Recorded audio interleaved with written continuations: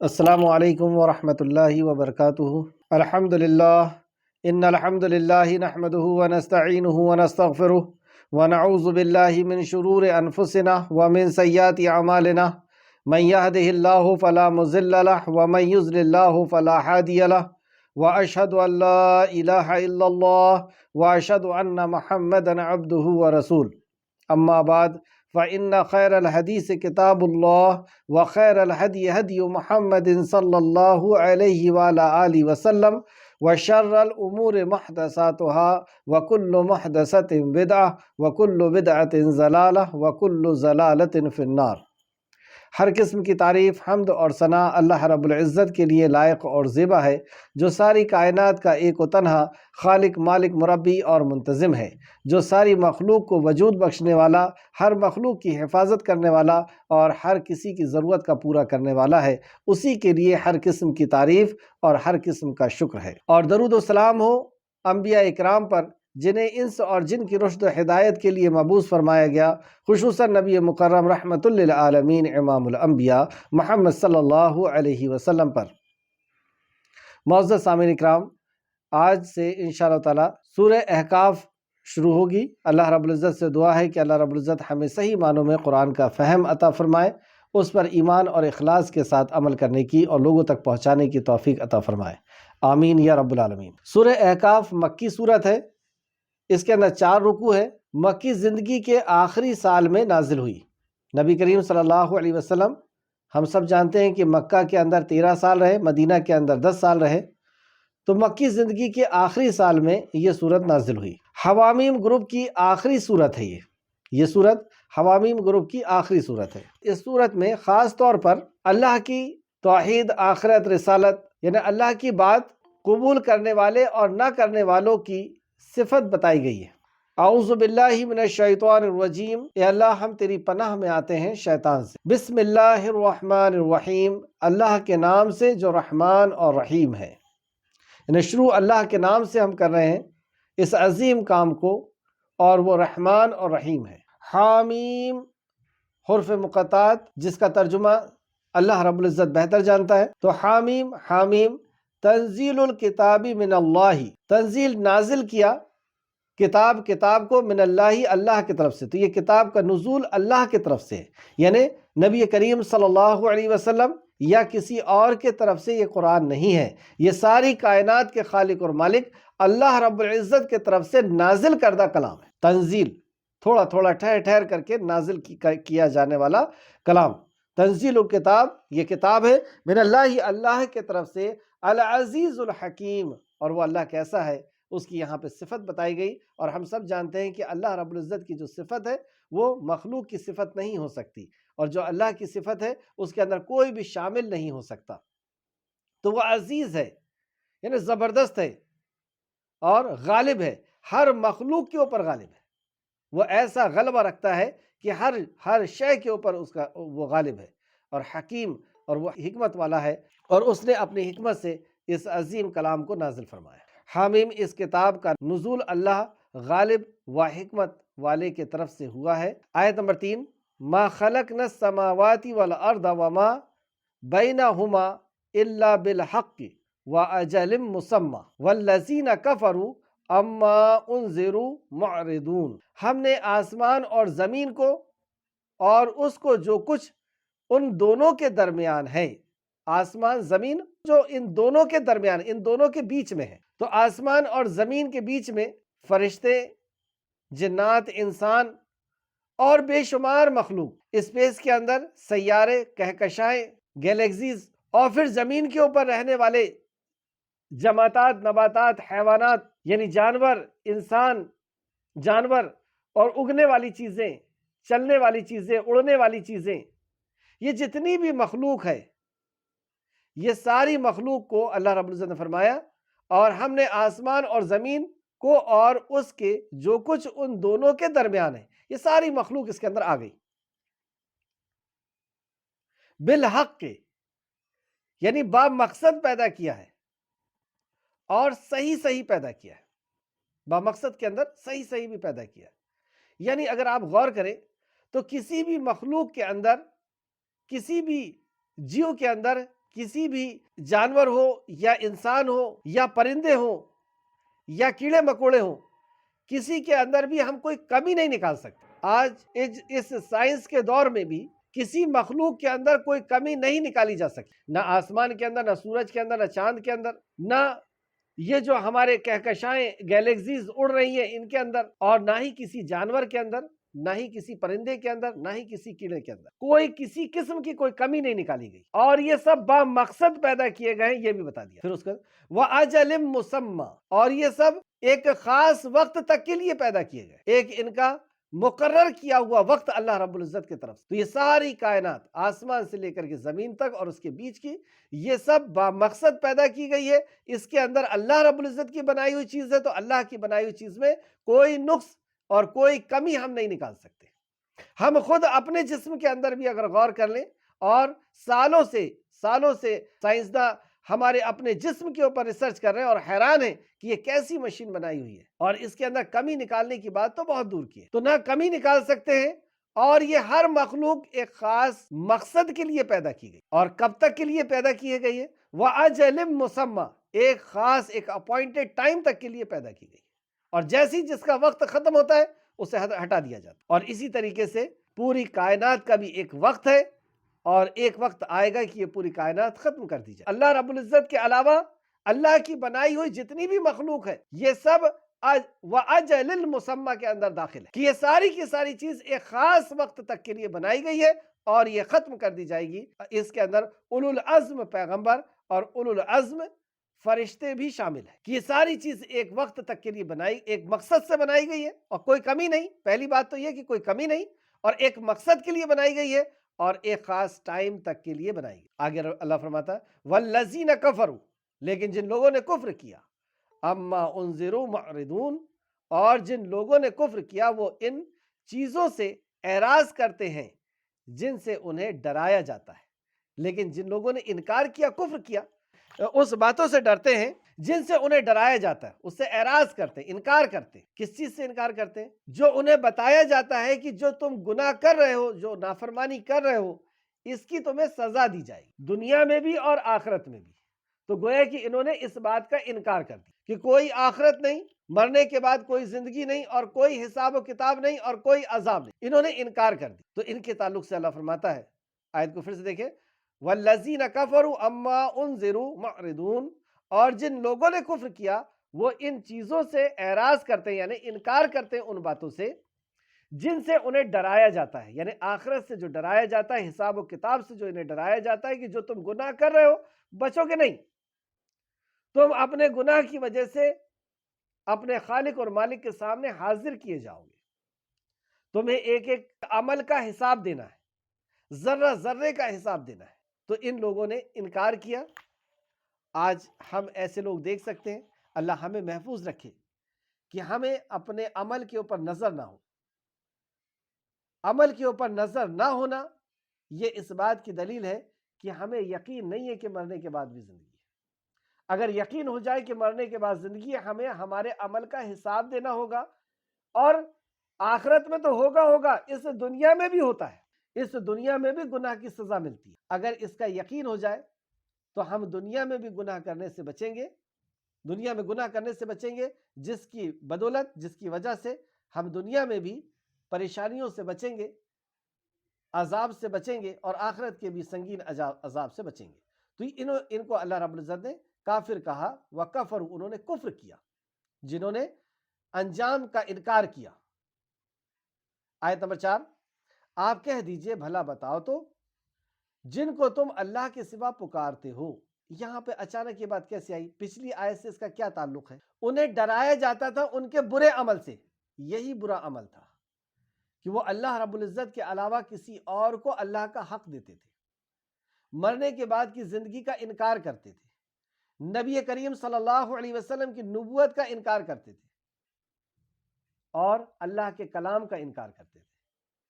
تو اس عقیدے کا انکار کرنے کی بنا پر یہاں پر یہ بات اللہ رب العزت بیان فرماتا ہے، جو سب سے بیسک اور سب سے اہم بات ہے کہ یہ اللہ رب العزت کے تعلق سے جو ان کو شک ہے، یا اللہ رب العزت کی وحدانیت کو یہ جو نہیں مان رہے ہیں، اس تعلق سے اللہ نے آیت نمبر 4 میں فرمایا آپ کہہ دیجئے بھلا بتاؤ تو جن کو تم اللہ کے سوا پکارتے ہو مجھے دکھاؤ کہ انہوں نے زمین میں سے کیا چیز پیدا کی ہے۔ یعنی اللہ کے سوا جس کو تم پکارتے ہو، یعنی ان سے کچھ مانگتے ہو، اور وہ کیسے دے سکتے ہیں جبکہ وہ مالک ہی نہیں۔ کسی شخص کے پاس کوئی چیز نہیں ہے، کیا ہم اس سے وہ چیز مانگتے ہیں جبکہ ہم جانتے ہیں کہ اس کے پاس وہ چیز ہے ہی نہیں؟ کوئی فقیر بیٹھا ہوا ہے اور ہم اس سے مانگے کہ تم ہمیں محل دے دو، تو ایسا نہیں ہوتا۔ کیوں نہیں ہوتا؟ کیونکہ ہمیں اتنی عقل ہے کہ یہ تو خود فقیر ہے، اس کے پاس تو کچھ بھی نہیں۔ تو یہ ساری کائنات کو اللہ رب العزت نے خطاب، ساری کائنات کی طرف اللہ رب العزت نے خطاب کیا انسان کو کہ کائنات کی کون سی چیز ایسی ہے جو اللہ کے علاوہ کسی اور کی ہے، یعنی اس نے بنایا ہے۔ اور یہ ایک بہت بڑا چیلنج ہے کہ آج اس سائنس اور ٹیکنالوجی کے دور میں اکثر لوگ سائنسداں کو ہی سب کچھ سمجھ لیے کہ یہی سب کچھ ہے، یہی مالک ہے، ان کو بھی چیلنج، اور جن جن کی عبادتیں ہوتی ہے سب کو چیلنج کہ تم سب مل کر کے، یا ان میں سے کون ہے جس نے کچھ ایک مخلوق بھی بنائی ہو، ایک مخلوق، ایک کیڑا، ایک پرندہ، ایک جانور تو بہت دور کی بات ہے، بے جان کوئی چیز بھی اگر یہ بنا دے، یعنی سائنسداں کے ہاتھ میں کچھ نہ ہو، سائنٹسٹ کے ہاتھ میں، اور بغیر کسی چیز کے وہ ایک کنکر بھی بنا نہیں سکتا، ایک پتھر تک نہیں بنا سکتا۔ سائنس نام ہے اللہ رب العزت کی دی ہوئی چیز کو صحیح طور پہ استعمال کرنے کا، اس کو صحیح طریقے سے سیٹ کر دینے کا۔ یہ مالک نہیں ہے، اور کوئی بھی اللہ رب العزت کے علاوہ مالک نہیں ہے۔ تو جب مالک نہیں ہے تو پھر کیسے دے سکتے؟ مشرکین مکہ کو یہ بات سمجھائی جا رہی ہے کیونکہ وہ علم والے نہیں تھے، پڑھے لکھے ہوئے لوگ نہیں تھے، تو ایسی موٹی باتوں سے انہیں سمجھایا جا رہا۔ آپ کہہ دیجئے بھلا بتاؤ تو جن کو تم اللہ کے سوا پکارتے ہو مجھے دکھاؤ کہ انہوں نے زمین میں سے کیا چیز پیدا کی ہے، زمین کے ایسا کون سا ذرہ ہے جو انہوں نے پیدا کیا ہے، یا ان کا آسمان میں کوئی حصہ ہے، یعنی آسمان کا کوئی ٹکڑا انہوں نے بنایا ہو۔ دوسری جگہ فرمایا کہ زمین کا کوئی ٹکڑا انہوں نے بنایا ہو، 1 ایکڑ زمین بنایا ہو، کچھ نہیں۔ اس قرآن سے پہلے کہ زمانے شدہ کوئی کتاب یا علم اشاسا میرے پاس لے آؤ اگر تم سچے ہو، یعنی اس کتاب سے پہلے، قرآن سے پہلے جو کتاب تھی اس میں سے ہی کوئی دلیل دے دو کہ اللہ رب العزت نے شرک کا کوئی راستہ چھوڑا ہو، یعنی شرک کرنے کا حکم دیا ہو۔ اگر تم سچے ہو تو کوئی دوسرا، کوئی صحیفوں میں سے لا کر کے دکھا دو کہ آسمانی، یا کوئی علم بتا دو کہ جس سے یہ ثابت ہو جائے کہ اللہ رب العزت نے اس کی اجازت دی ہے شرک کرنے کی۔ آیت نمبر 5۔ اور اس کا کوئی جواب ان کے پاس نہیں تھا، کوئی دلیل نہیں تھی کہ اللہ رب العزت کے علاوہ بھی نہ کوئی عقلی دلیل تھی اور نہ کوئی لکھی ہوئی ان کے پاس دلیل۔ آیت نمبر 5، اور ہو بھی نہیں سکتی، قیامت تک نہیں ہو سکتی۔ آیت نمبر 5، اور اس سے زیادہ گمراہ کون ہو سکتا ہے؟ گمراہ، صراط مستقیم، وہ راستہ جو سچا اور سیدھا راستہ ہے، جو صحیح راستہ ہے اللہ رب العزت تک پہنچنے کا۔ اس کے اگینسٹ، اس سے الٹا گمراہ راستہ جو کبھی بھی اللہ رب العزت کو راضی کرنے والا نہیں ہو سکتا، جو اللہ تک پہنچنے والا نہیں ہو سکتا، جو جنت تک پہنچنے والا نہیں ہو سکتا۔ تو سب سے بڑا گمراہ کون شخص ہے؟ تو اس سے یہ پتہ چلے گا کہ سب سے زیادہ ہدایت یافتہ کون شخص، ہدایت کہتے کسے ہیں، ہدایت یافتہ سب سے زیادہ کون کہلاتا ہے، وہ بھی اس سے پتہ چل جائے گا اس آیت سے۔ کیونکہ سب سے زیادہ گمراہ کون، تو اس کا الٹا ہم دیکھیں گے کہ پھر سب سے زیادہ صراط مستقیم پر کون، کیونکہ ہر چیز اپنی ضد سے پہچانی جاتی ہے، اندھیرے سے روشنی پہچانی جاتی ہے، یا روشنی سے اندھیرا پہچانا جاتا ہے۔ اور اس سے زیادہ گمراہ کون ہو سکتا ہے جو اللہ کے سوا، اب اللہ کے سوا تو اللہ کون ہے؟ قل هو اللہ احد، اللہ تو ایک ہے، اللہ الصمد، وہ بے نیاز ہے، لم یلد ولم یولد ولم یکن له کفوا احد۔ تو اللہ رب العزت اپنی ذات، صفات، عبادت، افعال، ہر چیز میں اکیلا ہے، ایک ہے اللہ۔ تو اللہ کے سوا پھر ساری مخلوق ہو گئی۔ اس مخلوق کے اندر دھاگے بھی آ گئے، پتھر بھی آ گئے، پیڑ بھی آ گئے، انسان بھی، نیک شخص بھی، ولی بھی، شہید بھی، اور انبیاء علیہ السلام بھی، اور فرشتے بھی، جن جن کی اللہ کے علاوہ سب اس کے اندر شامل ہو گئے۔ جہاں جہاں پر بھی آستھا رکھی جاتی ہے ان سب کو آپ تصور کر لیجئے، اپنے ذہن کے اندر. کوئی پیڑ کے سامنے کھڑا ہے, کوئی جانور کے سامنے کھڑا ہے, کوئی انسان کے سامنے کھڑا ہے, کوئی فوت شدہ شخصیت کے سامنے کھڑا ہے. کسی نے دھاگے کو مشکل کشا اور حاجت روا بنا رکھا ہے, کسی نے ہاتھ میں پہننے والی انگوٹھی کو بنا رکھا ہے, کسی نے کالے ٹیکے کو بنا لیا, اور بھی اس قسم کی بہت سی چیزیں. تو ان سب کو تصور میں رکھے. اب پھر سے آیت دیکھیں, آیت نمبر 5, اور اس سے زیادہ گمراہ کون شخص ہے جو اللہ کے سوا اس کو پکارتا ہے. اس کو پکارتا ہے, پکارا کیوں جاتا ہے؟ ضرورت کو پورا کرنے کے لیے, مصیبت کو دور کرنے کے لیے. اسی کو دعا بھی کہتے ہیں. اس کو پکارتا ہے جو اسے قیامت تک جواب نہیں دے سکتا. یہ جتنی بھی چیزیں قیامت تک اس کو جواب نہیں دے سکتا سے مراد اس کی ضرورت کو پوری نہیں کر سکتا, اس کی مصیبت کو دور نہیں کر سکتا, اس کو جواب نہیں دے سکتا, اس کا مسئلہ حل نہیں کر سکتا, جبکہ وہ ان کی پکار سے غافل ہے, ان کی آستھاؤں سے غافل ہے. کیونکہ پکارتا کیوں ہے؟ آستھا ہونے کی وجہ سے, عقیدت ہونے کی وجہ سے, محبت ہونے کی وجہ سے. تو ان کی آستھاؤں سے, ان کی عقیدت سے, ان کی محبت سے, ان کے شرک سے, ان کی ندا سے, ان کی دعا سے, ہر چیز سے یہ غافل ہے. پتہ ہی نہیں ان کو کہ ہمارے لیے کیا کیا جا رہا ہے, ہم سے کون سی ضرورت کا پورا کرنا اور مشکل کا دور کرنا سمجھا جا رہا ہے. آیت نمبر 5 کو پھر سے دیکھیں, اور اس سے زیادہ گمراہ کون شخص ہے جو اللہ کے سوا اس کو پکارتا ہے جو اسے قیامت تک جواب نہیں دے سکتا, جبکہ وہ ان کی پکار سے ہی غافل ہے. تو آج سے 1450 سال پہلے یہ قرآن نازل ہوا. کیا دیا کسی نے جواب آج تک؟ کیا کسی نے کسی کی ضرورت کو پوری کیا ہے؟ اور وہ ان سے اللہ نے فرمایا غافل بھی ہے. تو یہ سب سے بڑا گمراہ ہے. تو سب سے بڑا ہدایت یافتہ جس نے صرف اور صرف اللہ رب العزت کے سہارے کو تھام لیا, جس کے تعلق سے اللہ نے فرمایا کہ اس نے کیا ہی مضبوط سہارا تھام لیا. اور وہ کیسا سہارا ہے؟ جو کبھی ٹوٹنے والا نہیں, کبھی چھوٹنے والا نہیں. ہم کیسی ہی مصیبت اور پریشانی کے اندر ہو, یہاں تک کہ ہم قبر میں ہو, حشر میں ہو, کہیں پر بھی یہ ساتھ چھوٹنے والا اور ٹوٹنے والا نہیں.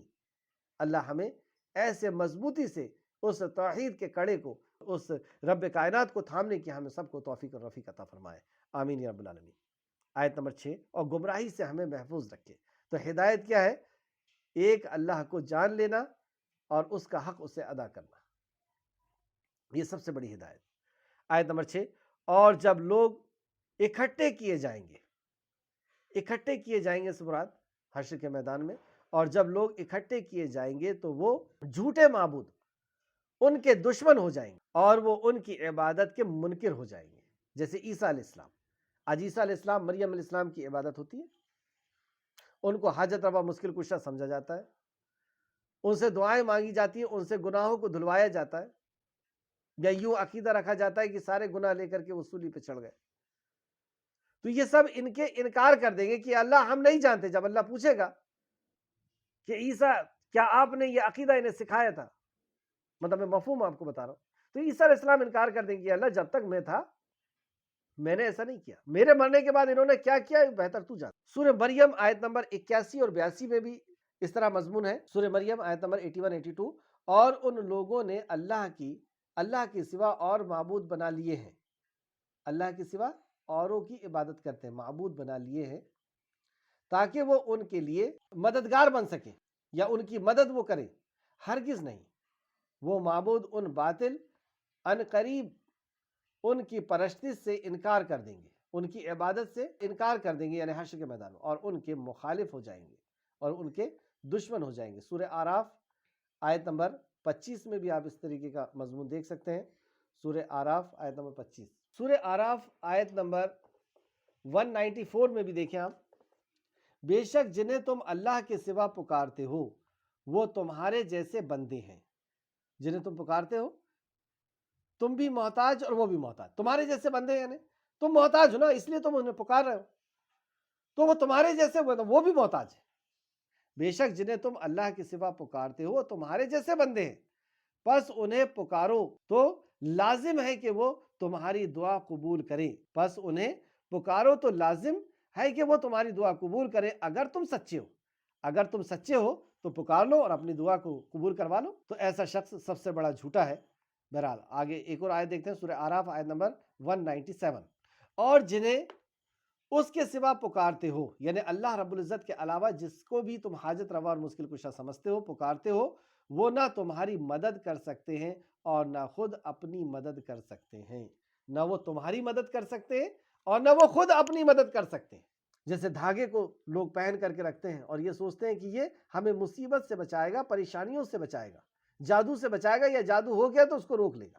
یہ اپنی مدد نہیں کر سکتا، اگر آپ اس کو اوپر سے کاٹ دیں تو کیا ہوگا؟ وہ نیچے گر جائے گا۔ جو اپنی مدد نہیں کر سکتا وہ آپ کی مدد کیا کرے گا؟ ہم نے کس کو اللہ رب العزت کے مد مقابل بنا لیا؟ کتنا ضعیف ہے ہم لوگ، یا لوگ جو شرک کرتے ہیں۔ سورہ مریم آیت نمبر 6 پھر سے دیکھیں۔ اور جب لوگ اکٹھے کیے جائیں گے تو وہ جنہیں معبود ان کے دشمن، مطلب جن کو انہوں نے معبود بنا رکھے تھے، وہ ان کے دشمن ہو جائیں گے اور وہ ان کی عبادت کے منکر ہو جائیں گے۔ آج جس کے پیچھے یہ لوگ لگے ہوئے ہیں وہی ان کے دشمن ہونے والے ہیں اور وہی ان کی عبادت کا انکار بھی کر دینے والا ہے۔ آیت نمبر 7، وَإِذَا تُتْلَى عَلَيْهِمْ آيَاتُنَا بَيِّنَاتٍ قَالَ الَّذِينَ كَفَرُوا لِلْحَقِّ لَمَّا جَاءَهُمْ هَٰذَا سِحْرٌ مُّبِينٌ۔ اور جب ان پر ہماری واضح آیتیں تلاوت کی جاتی ہیں تو جنہوں نے کفر کیا، یعنی کافر لوگ، اس حق یعنی قرآن کے بارے میں جبکہ وہ ان کے پاس آ چکا کہتے ہیں یہ تو کھلا ہوا جادو ہے۔ اس میں قابل غور دو بات، ایک تو یہ کہ اور جب وَإِذَا تُتْلَى عَلَيْهِمْ آيَاتُنَا، اور جب ان کے سامنے آیتیں تلاوت کی جاتی ہے، بینات، صاف روشن واضح آیتیں، قَالَ الَّذِينَ كَفَرُوا، تو جنہوں نے کفر کیا وہ کہتے ہیں۔ پتہ یہ چلا کہ جو کفر کرنے والے لوگ تھے ان کے سامنے ہی نبی کریم صلی اللہ علیہ وسلم اور صحابہ اکرام اس کلام کی تلاوت کرتے تھے، جو آج یہ سب سے بڑی سنت امت محمدیہ سے کھو گئی ہے۔ ہم خود اپنی اولاد کے سامنے، اپنے رشتہ داروں کے سامنے، اپنے دوست احباب کے سامنے اس کی تلاوت نہیں کر رہے ہیں تو کیا دوسروں کے سامنے کریں گے؟ اور یہ ایک جرم ہے۔ یہی جرم یہودیوں اور نصرانیوں نے کیا تھا کہ اس کلام کو انہوں نے چھپایا تھا جو نبی کریم صلی اللہ علیہ وسلم کے اوپر نازل ہوا، اور ان کی اپنی ضد تھی، ان کی اپنی ہٹ دھرمی یا ان کی اپنی دشمنی کہہ لیجئے، بغض تھا نبی کریم صلی اللہ علیہ وسلم سے۔ اس وجہ سے انہوں نے اس کلام کی حقانیت کو اور نبی کی سچائی کو چھپا لیا تھا۔ ہم کیوں ایسا کر رہے ہیں؟ چلیے، یہ ایک فکریہ بات تھی جو اس پر مجھے یاد آیا۔ آیت نمبر 7، اور جب ان پر ہماری واضح آیتیں تلاوت کی جاتی ہیں تو کافر کہتے ہیں، کافر لوگ اس حق یعنی قرآن کے بارے میں جبکہ وہ ان کے پاس آ چکا کہتے ہیں یہ تو کھلا ہوا جادو ہے۔ تو قرآن کے بارے میں ان کا تصور، ان کی سوچ یہ ہے کہ یہ جادو ہے۔ اس کے پہلے ان کی ایک اور سوچ آئی، عقیدہ آیا کہ یہ تو انہوں نے خود لکھ لیا ہے، یا آگے آئے گا کہ انہوں نے خود لکھ لیا ہے، بلکہ وہ کہتے ہیں اس نے یہ خود گڑھ لیا ہے۔ آیت نمبر 8، بلکہ وہ کہتے ہیں کہ یہ قرآن اس نے خود گڑھ لیا ہے۔ آپ کہہ دیجئے، تو یہ نبی کریم صلی اللہ علیہ وسلم جو یہ کہتے ہیں کہ یہ قرآن اللہ کا کلام نہیں ہے، محمد صلی اللہ علیہ وسلم کا کلام ہے، تو ان کو آپ یہ جواب دیجئے۔ اور بھی قرآن کے اندر کئی طریقے سے اللہ رب العزت نے اس سوال کا جواب دیا ہے۔ یہاں پہ کہا آپ کہہ دیجئے اگر میں نے یہ خود گڑھ لیا ہے تو تم مجھے اللہ کے عذاب سے بچانے کا کوئی اختیار نہیں رکھتے۔ اگر یہ میں نے گڑھ لیا ہے اور گڑھ کر کے یعنی میں نے لکھ لیا ہے اور یہ کہہ رہا ہوں کہ یہ اللہ کے طرف سے ہے اور میں اللہ کا نبی ہوں، جبرائیل اس کو لے کر کے آتے ہیں، تو میں کس کے مقابلے میں کھڑا ہو رہا ہوں؟ اللہ رب العزت کے۔ تو کیا اللہ رب العزت مجھے چھوڑ دے گا اس جرم کی وجہ سے، یا چھوڑ دیتا مجھے ابھی تک اس جرم کی وجہ سے؟ اور یہ بھی کتنی اہم بات ہے کہ اللہ رب العزت کا کلام کہہ کر کے دنیا کے اندر آپ کو کوئی جھوٹے کلام نہیں ملیں گے۔ کوئی نہیں کہتا ہے کہ یہ کلام اللہ کے ساری کائنات کے مالک ایشوانی ہے، سارے کائنات کے خالق اور مالک کی طرف سے، سوائے توریت، زبور اور انجیل کے۔ تو یہ کیسے ہو سکتا ہے کہ کوئی خود اسے لکھے اور کہے کہ یہ اللہ رب العزت کی طرف سے قانون ہے جو تمہارے لیے نازل کیا گیا؟ یہاں تک کہ آپ سورہ جن آیت نمبر 22 اور 23 میں بھی دیکھیے، اور سورہ حاقہ کے اندر تو اللہ رب العزت نے یہاں تک فرمایا، سورہ حاقہ آیت نمبر 44 سے 47 تک، اور اگر یہ پیغمبر ہماری نسبت کوئی بات جھوٹی بنا لاتے، یعنی پورا قرآن نہیں، کچھ بات ہی اگر جھوٹی بنا لاتے تو ہم ان کا داہنا ہاتھ پکڑ لیتے اور ان کی شہرک کاٹ دیتے اور انہیں ان سے روکنے والا، یعنی اللہ کو اس عمل سے روکنے والا کوئی نہ ہوتا۔ یہ کوئی ایسی بات نہیں ہے کہ کوئی اپنے طرف سے، آپ دیکھتے ہیں کہ نبی کریم صلی اللہ علیہ وسلم کے اوپر یہ قرآن کا نزول ہونا تھا، آپ کے دل کی کیسی حفاظت کی گئی، بچپن میں بھی حفاظت کی گئی، آپریشن کیا گیا، جبرائیل علیہ السلام آئے تھے، پھر جب معراج میں لے کر کے جا رہے تھے اس وقت بھی آپ کے دل کی حفاظت، پھر جب یہ وحی نازل ہونا تھا تو جبرائیل علیہ السلام کو منتخب کیا گیا اور سیارے یعنی صاحب چھوڑے گئے کہ کوئی جنات اس وحی کو نہ سن سکے، کوئی شیطان اس وحی کو نہ سن سکے، اور باقاعدہ پہرے لگتے تھے، اور جبرائیل علیہ السلام جیسے امین فرشتے نبی کریم صلی اللہ علیہ وسلم کے دل پر لے کر کے اس کلام کو نازل ہوتے تھے۔ تو یہ کیسے ہو سکتا ہے کہ کوئی یہ کہے خود اس کا ہو اور وہ یہ کہے؟ اس طریقے سے سورہ فرقان میں بھی اللہ رب العزت نے، خیر اس کا جواب ہے وہ آگے دیکھتے ہیں۔ انہوں نے کہا کہ اس نے خود گڑھ لیا ہے، آپ کہہ دیجئے اگر میں نے یہ خود گڑھا ہے یعنی خود لکھا ہے تو تم مجھے اللہ کے عذاب سے بچانے کا کوئی اختیار نہیں رکھتے، یعنی اللہ رب العزت کی پکڑ مجھ تک کب سے آ گئی ہوتی۔ جو گفتگو یہ کرتے ہیں، اللہ فرماتا ہے کہ جو یہ باتیں یہ کرتے ہیں، یہ جو بحث کر رہے ہیں، یہ جو گفتگو کر رہے ہیں قرآن کے بارے میں کرتے ہوئے، وہ اس کو خوب جانتے ہیں، جو یہ گفتگو قرآن کے بارے میں کر رہے ہیں وہ خوب جانتے بھی ہیں اس بات کو، وہ میرے اور تمہارے درمیان گواہ کافی ہے۔ تو اللہ رب العزت نے نبی کریم صلی اللہ علیہ وسلم کو اس وقت اس جگہ پر یہ کہا کہ آپ یہ کہہ دیجئے کہ یہ اللہ کا کلام ہے یا میں نے لکھا ہوں، اس بات کی گواہی کے لیے اللہ ہی کافی۔ سورہ فرقان کے اندر سورہ فرقان آیت نمبر 5 اور 6 کے اندر اللہ رب العزت نے اس کا دوسرے طریقے سے جواب دیا، اور وہ کہتے ہیں کہ یہ پہلے لوگوں کی کہانیاں ہیں جن کو اس نے جمع کر رکھا ہے، یعنی یہ کہانی اور قصے کی کتاب ہے، یہ ان کا تصور تھا جو انہوں نے لکھ رکھا ہے، پس وہ صبح اور شام اسے پڑھ کر کے سناتے ہیں۔ اس سے یہ پتہ چلا کہ صحابہ کرام کا یہ عمل تھا کہ صبح اور شام اس کو پڑھ کر کے یہ سنایا کرتے تھے۔ یہ بھی سنت ہم بھول چکے ہیں۔ کہہ دیجئے کہ اس کو اس نے اتارا ہے۔ اب یہاں پہ جواب اللہ رب العزت دیتا، کہہ دیجئے اس کو اس نے اتارا ہے جو آسمانوں اور زمین کی پوشیدہ باتوں کو جانتا ہے، یعنی آسمان اور زمین کی چھپی ہوئی باتوں کو، اس کے غیب کو جو جانتا ہے اس نے نازل کیا ہے، بے شک وہ بخشنے والا اور مہربان ہے۔ یہاں پر بھی اللہ رب العزت نے یہی فرمایا کہ ان سے کہہ دیجئے کہ اللہ گواہ کافی ہے اور وہ نہایت بخشنے والا اور خوب رحم کرنے والا ہے۔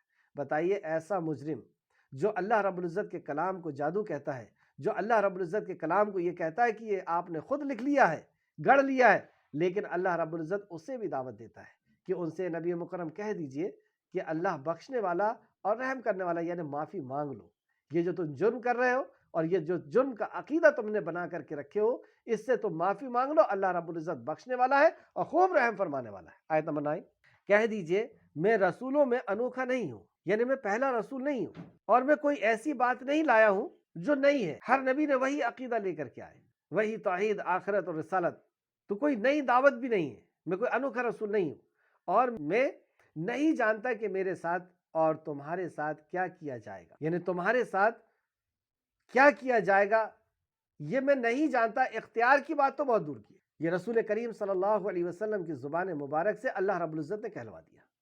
اب اس سے بڑی ہستی، نبی مکرم سے بڑی ہستی، نبی مکرم سے بڑی شخصیت، نبی مکرم سے بڑی مقام اور مرتبہ تو کسی کا نہیں ہے، اور آپ نے اپنے تعلق سے اتنا صاف طور میں فرما دیا کہ میں نہیں جانتا کہ تمہارے ساتھ کیا کیا جانا ہے، یعنی میں اس کا اختیار نہیں رکھتا۔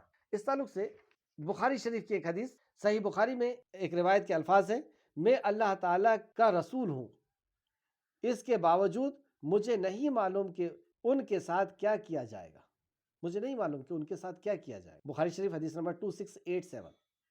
ہاں، وحی کے مطابق کچھ صحابہ اکرام کو نبی کریم صلی اللہ علیہ وسلم نے بتا دیا تھا کہ یہ جنتی ہے، کچھ صحابہ کے بارے میں بتا دیا تھا، جیسے وہ 70 صحابی کو جن کو شہید کیا گیا تھا، اور وہ عشرہ مبشرہ جن کو مبشرہ یعنی خوشخبری دی گئی تھی دنیا میں ہی 10 لوگوں کو، اور بھی ایسے کچھ صحابہ تھے جن کے بارے میں نبی کریم صلی اللہ علیہ وسلم نے وحی کے مطابق بتا دیا تھا۔ تو میں نہیں جانتا کہ تمہارا کیا انجام ہوگا، میں تو بس اس کی پیروی کرتا ہوں جو میرے طرف وحی کی جاتی ہے، میں تو صرف اس کی پیروی کرتا ہوں جو میرے طرف وحی کی جاتی ہے، اور میں تو فقط صاف صاف ڈرانے والا ہوں۔ مطلب میری جو ذمہ داری بس یہ ہے کہ مجھ تک اللہ رب العزت کا پیغام آتا ہے اور اس پیغام کو میں تم تک پہنچا دیتا ہوں۔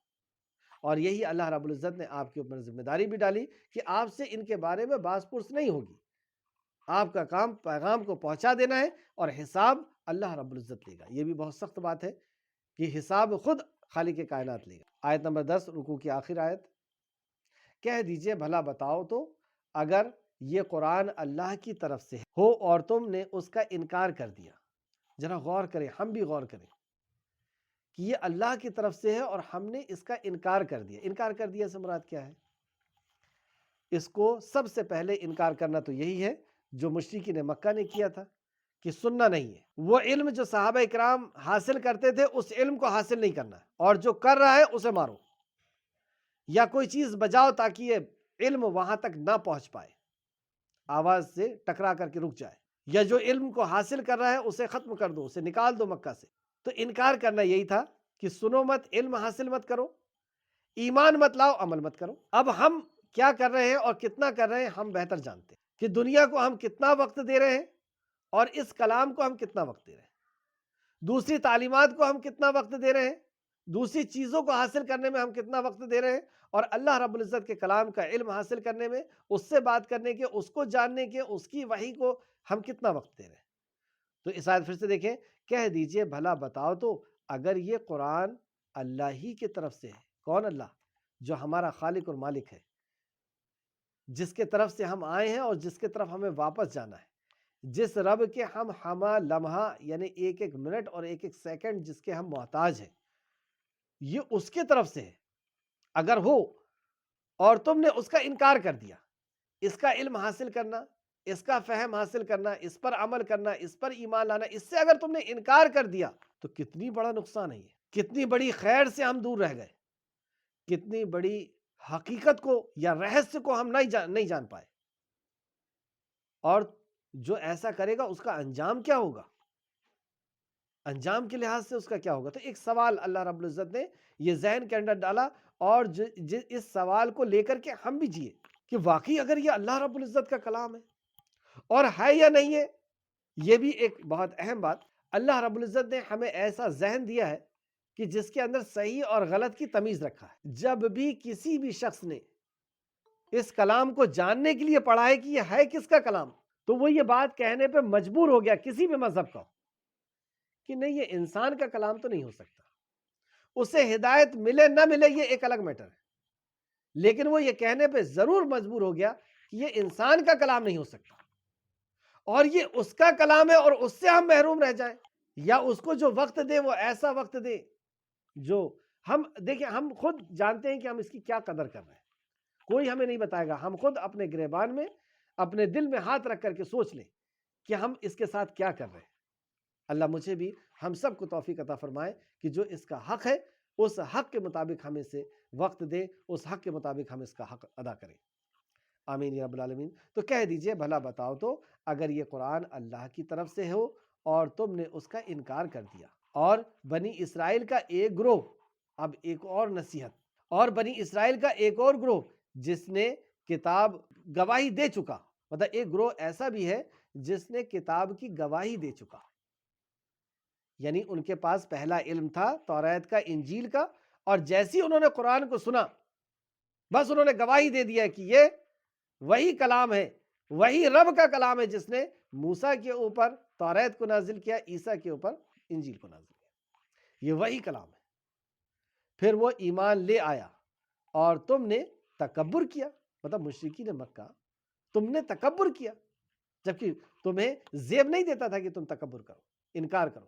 بے شک اللہ ظالم لوگوں کو ہدایت نہیں دیتا، یعنی جس نے قرآن کے حق کو ادا نہیں کیا، جس نے قرآن کو اللہ کا کلام نہیں سمجھا، اللہ رب العزت ایسے ظالموں کو ہدایت نہیں دیتا جو قرآن سے اور ہدایت کیا ہے اصل میں؟ ھدی للناس، لوگوں کی ہدایت کی کتاب، شہر رمضان الذی انزل فیہ القرآن ھدی للناس، تو قرآن وہ ہے جو لوگوں کے لیے ہدایت ہے، اور جو قرآن سے ہی دور ہو جائے تو اللہ نے فرمایا کہ ایسے ظالموں کو ہم ہدایت نہیں دیتے۔ تو ہدایت کیوں نہیں دیتا اللہ؟ کیونکہ وہ اللہ کے کلام سے اس نے انکار کر دیا۔ یہ لوگ جو یہودی اور نصرانی تھے، جو توریت اور انجیل کا علم رکھتے تھے، ان کے سامنے جب قرآن پڑھا جاتا تو ان کے کیا جو سلیم الفطرت لوگ ہوا کرتے تھے، یعنی جو تکبر کا شکار نہیں ہوتے تھے، جو دنیا پرست نہیں ہوتے تھے، ان کے کیا حالات ہوا کرتے تھے؟ اللہ رب العزت نے چند حالات کو ان کے بیان فرمایا۔ سورہ قصص آیت نمبر 53، سورہ قصص آیت نمبر 53، اور جب وہ قرآن ان پر تلاوت کیا جاتا ہے تو کہتے ہیں ہم اس پر ایمان لے آئے، بے شک وہ ہمارے پروردگار کی طرف سے برحق ہے، اور ہم تو اس سے پہلے کے حکم بردار ہیں، یعنی اس سے پہلے بھی آسمانی کتابوں کو ہم جانتے ہیں اور اس کے حکم بردار تھے، ہم فوراً اس پہ ایمان لے کے آتے ہیں۔ اس طریقے سے سورہ بنی اسرائیل آیت نمبر 107 اور 108، سورہ بنی اسرائیل آیت نمبر 107 اور 108، بلا شبہ جن لوگوں کو اس سے پہلے علم یعنی کتاب دیا گیا ہے، جب وہ ان پر تلاوت کیا جاتا ہے، پہلے جن کو کتاب دیا گیا تھا اور اب ان کے اوپر جب یہ قرآن تلاوت کیا جاتا ہے تو وہ ٹھڈیوں کے بل سجدے میں گر پڑتے ہیں۔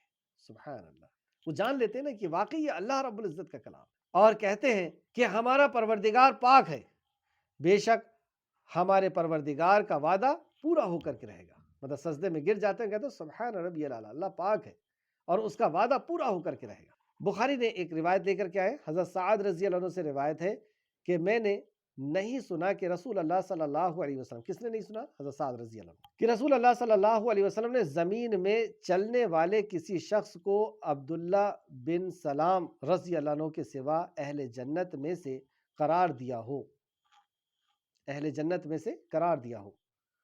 انہوں نے کہا کہ یہ انہی کے بارے میں اتاری گئی، مطلب یہ آیت جو ہے عبداللہ بن سلام رضی اللہ عنہ کے بارے میں ہی نازل کی گئی۔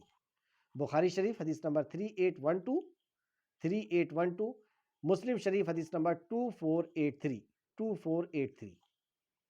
عبداللہ بن سلام یہودی بہت بڑے عالم تھے، اور جب نبی کریم صلی اللہ علیہ وسلم کے بارے میں آپ کو پتہ چلا، آپ نے نبی کریم صلی اللہ علیہ وسلم کے چہرے انور کا، رخ انور کا دیدار کیا، آپ سے ملاقات کی، بات کی، اور فوراً گواہی دے دی کہ یہ تو اللہ کے رسول ہیں، یہ تو آخری نبی ہیں۔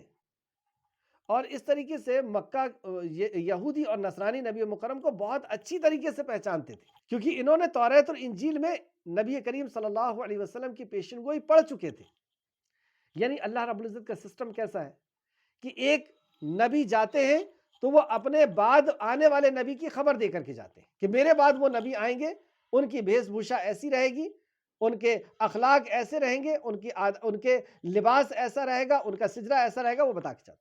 اور ایک کتاب دوسری آنے والی کتاب کی خبر دے کر کے جاتی ہے کہ میرے بعد فلاں کتاب آنے والی ہے، فلاں نبی آنے والے ہیں، فلاں کتاب آنے والی ہے۔ تو اسی طریقے سے عیسیٰ علیہ السلام جب گئے تو نبی کریم صلی اللہ علیہ وسلم کے بارے میں اور قرآن کے بارے میں بتا کر کے گئے کہ آخری کتاب آنے والی ہے، آخری نبی آنے والے ہیں۔ تو یہ اتنا اچھے سے جانتے تھے کہ قرآن میں ایک جگہ اللہ نے فرمایا کہ یہ اپنے بیٹے سے بھی زیادہ اچھے سے آپ کو پہچانتے ہیں کہ آپ اللہ کے نبی ہیں۔ یہ آپ کا انکار نہیں، یہ اللہ رب العزت کے کلام کا انکار کر۔ تو کئی جو سلیم الفطرت لوگ تھے، جو توریت اور انجیل کے صحیح معنوں میں ماننے والے تھے، جب وہ نبی کریم صلی اللہ علیہ وسلم سے ملتے، صحابہ اکرام سے ملتے، قرآن مقدس کو سنتے تو وہ ایمان لے آتے۔ لیکن وہیں پہ کچھ لوگ ایسے بھی ہٹ دھرم تھے جن کو دنیا کی لالچ تھی، دنیا کو حاصل کرنا چاہتے تھے، دنیا کی عزت کی ان کو چاہ تھی، اور ان کے اندر تکبر و غرور تھا، جس کے بنا پر وہ جان لینے کے بعد، پہچان لینے کے بعد بھی ایمان نہیں لاتے تھے۔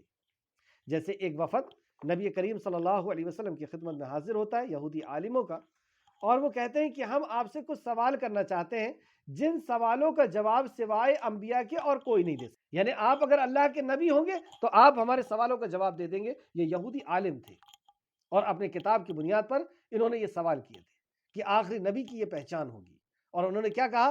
آخری نبی ہی ان سوالوں کا جواب دے سکتا ہے۔ آپ اگر تو نبی مکرم صلی اللہ علیہ وسلم نے کہا کہ کیا میں ان سوالوں کا جواب دے دوں گا تو تم ایمان لے آؤ گے؟ کہا کہ ہاں ہم ایمان لے آئیں گے، کیونکہ ان سوالوں کا جواب صرف نبی دے سکتے ہیں۔ کہا کہ کیا عہد کرو گے؟ تو کہا کہ ہم عہد کرتے ہیں، اور عہد اور پیمان نبی کریم صلی اللہ علیہ وسلم نے ان سے لیا اور کہا کہ اب کرو سوال، اور یہ سوال کرتے ہیں۔ پہلا سوال کیا، انہوں نے کہا پہلے تو یہ بتائیں کہ توریت نازل ہونے سے پہلے اسرائیل یعنی یعقوب علیہ السلام نے اپنی نفس پر کس چیز کو حرام کر لیا تھا؟ نبی کریم صلی اللہ علیہ وسلم نے پھر دوسرا سوال کر، نبی کریم صلی اللہ علیہ وسلم نے اس کا جواب دے دیا کہ آپ کو عرق النساء ایک بیماری کا نام ہے جو پیٹھ پر ہوتی ہے، وہ ہو گئی تھی اور اس سے آپ بہت تکلیف میں تھے، تو آپ نے نظر مانی اللہ رب العزت مجھے یہ ٹھیک کر دے تو میری سب سے پیاری جو غذا ہے کھانے کی اور پینے کی، میں اس کو نہیں کھاؤں گا اور نہیں پیوں گا۔ اور ان کی سب سے پیاری جو غذا تھی وہ اونٹ کا گوشت اور اونٹ کا دودھ تھا، اور جب یہ بیماری ٹھیک ہوئی تو انہوں نے اپنے اوپر منع کر لیا۔ یہ کب؟ تورات نازل ہونے کے پہلے۔ اور دوسرا کہ کبھی میل اور فیمیل کے پانی کا کیا مسئلہ ہے؟ کبھی لڑکا ہوتا ہے، کبھی لڑکی، کبھی میل ہوتا ہے، کبھی فیمیل ہوتا ہے، اس کی کیا وجہ ہے؟ کیوں ہو جاتا ہے ایسا؟ کبھی لڑکا کبھی لڑکی کیوں ہوتی؟ کبھی بچہ جو ہے ماں کے اوپر پڑتا ہے، کبھی باپ کے اوپر، ایسا کیوں؟ تیسرا پھر نبی کریم صلی اللہ علیہ وسلم نے اس کا بھی جواب دے دیا، اور پھر ان سے کہا کہ جواب دینے کے پہلے نبی کریم صلی اللہ علیہ وسلم ان سے کہتے تھے کہ اس رب کی قسم جس نے موسیٰ کے اوپر تورات کو نازل کی، کیا تم انہیں جانتے ہو؟ کیا تم اس سوال کا جواب نہیں جانتے؟ پھر نبی کریم صلی اللہ علیہ وسلم یہ جواب دیتے تھے، اور پھر آخر میں کہتے تھے اللہ تو گواہ ہو جا۔ ایسا پکا عہد پیمان لینے کے بعد دیتے تھے ان کو، لیکن جس کو نہیں ماننا ہے آپ اسے کتنا بھی سر پھوڑ کر کے سمجھا دیں، اس کو سمجھ میں نہیں آنا ہے، کیونکہ ہدایت کا معاملہ اللہ کے اختیار میں، اور اللہ جانتا ہے کہ کون ہدایت کا حقدار ہے، اور جو ہدایت کا حقدار ہوتا ہے اللہ رب العزت اسے ہی کو ہی ہدایت دیتا ہے۔ تو یہ تو اس سے بحث کے موڈ میں آتے تھے۔ بہرحال تیسرا سوال یہ کرتے ہیں، یہ بتائیں کہ تورات میں جس نبی امی کی خبر دی گئی ہے اس کی خاص نشانی کیا ہے؟ جس امی نبی یعنی خود نبی کریم صلی اللہ علیہ وسلم کے تعلق سے اس کی خاص نشانی کیا ہے؟ تو آپ نے بتا دیا کہ اس کی خاص نشانی یہ ہے کہ اس کی آنکھ سوتی ہے اور دل جاگتا ہے۔ انہوں نے کہا کہ آپ نے بالکل صحیح کہا، اب انہیں ایمان لانا تھا۔ تو یہ کہتے ہیں اچھا ایک سوال کا اور جواب دے دیجئے، بس اس پہ بات ختم ہو جائے گی۔ کہا کہ آپ کے اوپر کون اس وحی کو لے کر کے آتا ہے؟ تو نبی رحمت صلی اللہ علیہ وسلم نے بتایا کہ وہ جبرائیل علیہ السلام میرے اوپر لے کے آتا ہے۔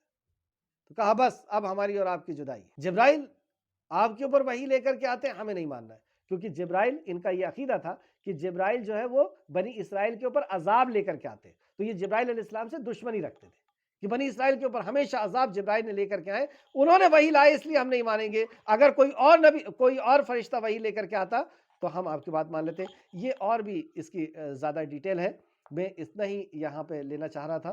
مسند احمد میں بھی ہے اور ترمذی میں بھی ہے، ترمذی کا لکھ لیں، ترمذی شریف حدیث نمبر 3117، مسند احمد جلد نمبر 1 حدیث نمبر 2518، اور بخاری میں بھی آپ اس کو ضرور دیکھیں، حدیث نمبر 3812، یعنی اس سے ملتی جلتی ہوئی حدیثیں آپ کو یہاں پر ملے گی۔ مسلم شریف میں بھی حدیث نمبر 91 آیت نمبر 10 جو آج کی کلاس کی آخر آیت ہے، کہہ دیجئے بھلا بتاؤ اگر یہ قرآن اللہ ہی کے طرف سے ہو اور تم نے اس کا انکار کر دیا، اور بنی اسرائیل کا ایک گواہ اس جیسی کتاب اترنے کی گواہی دے چکا ہے، یعنی یہاں پہ اشارہ عبداللہ بن سلام رضی اللہ عنہ سے ہے، جن کے تعلق سے صحابی فرماتے ہیں کہ میں نے ان کے تعلق سے نبی کریم صلی اللہ علیہ وسلم سے سنا کہ یہ جنتی ہے۔ پھر وہ ایمان لے آیا اور تم نے تکبر کیا، یعنی مشرکین مکہ کو سرزنش کی جا رہی ہے، تم نے تکبر کیا، تم نے انکار کیا، بے شک اللہ ظالموں کو ہدایت نہیں دیتا۔ تو یہاں پہ ایک پوائنٹ والی بات یہ بھی ہے کہ اللہ ظالموں کو ہدایت نہیں دیتا۔ یہاں پہ ظالم کس کو کہا گیا ہے؟ جس نے قرآن کا ہی انکار کر دیا۔